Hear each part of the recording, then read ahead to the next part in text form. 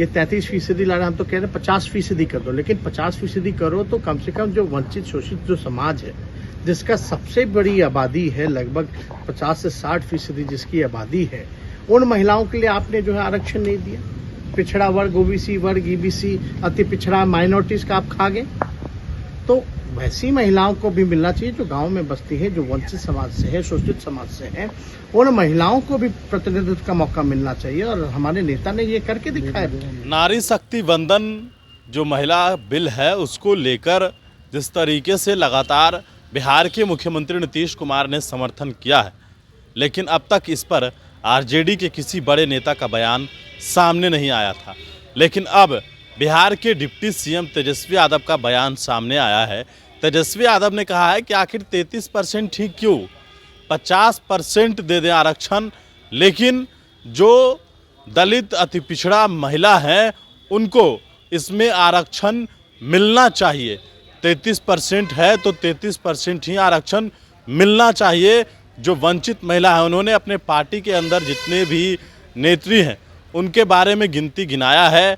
जो भगवतिया देवी की बात कही जा रही है तो वो कैसे निकल कर आएगी अगर आरक्षण नहीं मिलेगा तो। दूसरी बात, उन्होंने कहा कि हाल ही में हमारी पार्टी में मुन्नी रजक जो है उनको एमएलसी बनाया गया, तो आखिरकार इन लोगों को कैसे मौका मिलेगा, इसलिए आरक्षण के अंदर आरक्षण होना चाहिए। तेजस्वी यादव का बयान सुनिए। लोग जो नेता रहे हैं, और हम लोग खास तौर पे सदन में या सदन के बाहर, ये हमेशा पुरजोर महिला आरक्षण के लिए हम लोगों ने बात कही है। ये 33% ला रहे हैं, हम तो कह रहे हैं 50% कर दो, लेकिन 50% करो तो कम से कम जो वंचित शोषित जो समाज है, जिसका सबसे बड़ी आबादी है, लगभग 50 से 60% जिसकी आबादी है, उन महिलाओं के लिए आपने जो है आरक्षण नहीं दिया। पिछड़ा वर्ग, ओबीसी वर्ग, ईबीसी, अति पिछड़ा, माइनॉरिटीज का आप खा गए। तो वैसी महिलाओं को भी मिलना चाहिए जो गांव में बसती है, जो वंचित समाज से है, शोषित समाज से है, उन महिलाओं को भी प्रतिनिधित्व का मौका मिलना चाहिए, और हमारे नेता ने ये करके दिखाया। भगवतिया देवी जो पत्थर तोड़ने वाली महिला थी, उनको भी लालू जी ने जो है एमपी बनाने का काम किया। मुन्नी रजक अभी हाल में जो कपड़ा धोने वाली जो समाज से आती है, उनको एमएलसी बनाने का काम किया। तो हम लोग तो पुरजोर पक्षधर है, और हम लोग तो ये भी चाहते कि 50% हो जाए, लेकिन हो तो उसमें पिछड़ा वर्ग का भी खास ध्यान रखा जाए, उनके लिए भी आरक्षित किया जाए, अति पिछड़ा समाज के लिए भी और माइनॉरिटी के लिए भी आरक्षित किया जाए, ताकि हर एक समाज के लोगों की प्रतिनिधित्व का उन महिलाओं को मौका मिले।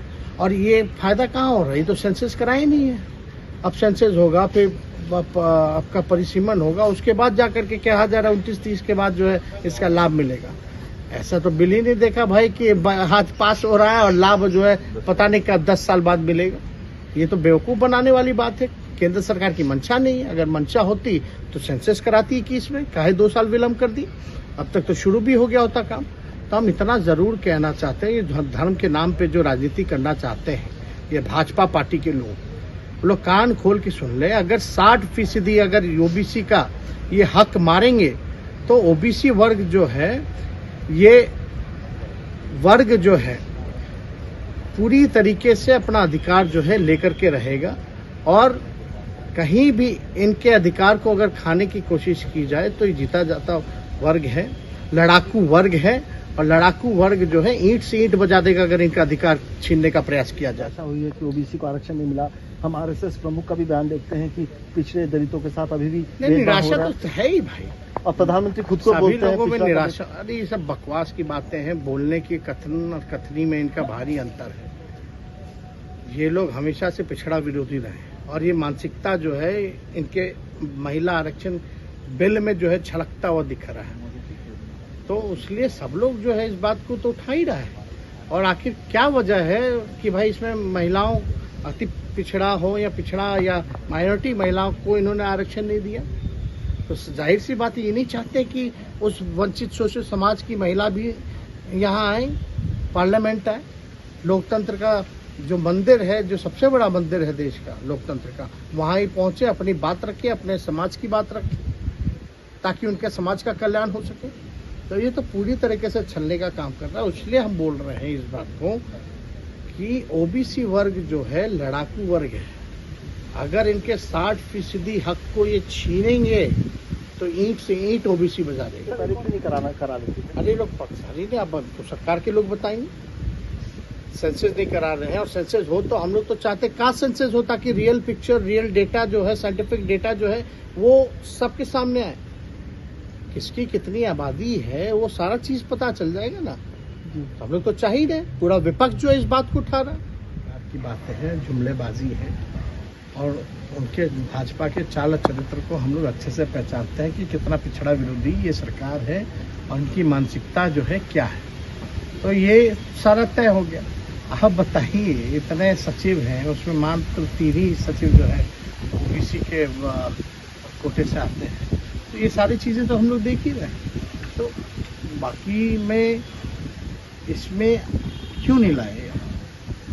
जिसकी सबसे बड़ी आबादी है, 50% से भी ज़्यादा ओबीसी की आबादी है, और आपने जो है उन महिलाओं के लिए आरक्षित क्यों नहीं किए? इस सवाल का क्या जवाब है उनके पास? महिलाएं तो बहुत गई थी जब ये ओपनिंग हुआ है, तो बहुत सारे कई क्षेत्र की फिल्म दुनिया की कई महिलाएं गई थी देखने के लिए। नहीं रहता, देख, लालू जी की भी यही सोच थी ना। भगवतिया देवी जैसी महिलाओं को भी, जो पत्थर तोड़ने वाली महिला थी, उनको भी पार्लियामेंट भेजने का काम किया। तो हम लोग तो चाहते हैं, अभी भी एमएलसी हम लोगों ने बनाया, मुन्नी रजक जो कपड़ा धोने वाली महिला है, उनको हम लोगों ने जगह देने का काम किया। तो हम लोग चाहते हैं कि हर एक समाज से लोगों को जो है मौका मिलना चाहिए, प्रतिनिधित्व का मौका मिलना चाहिए, और ये काम होना चाहिए। तो इसमें तो कहाँ कहीं बिल में दिखा गया है। तो लोग, महिला और भी गई हैं, लेकिन वो भी महिला जो गांव में बसने वाली जो महिला हैं, जो शोषित समाज से हैं, वंचित समाज से हैं, वैसी महिलाओं को भी मौका मिलना चाहिए।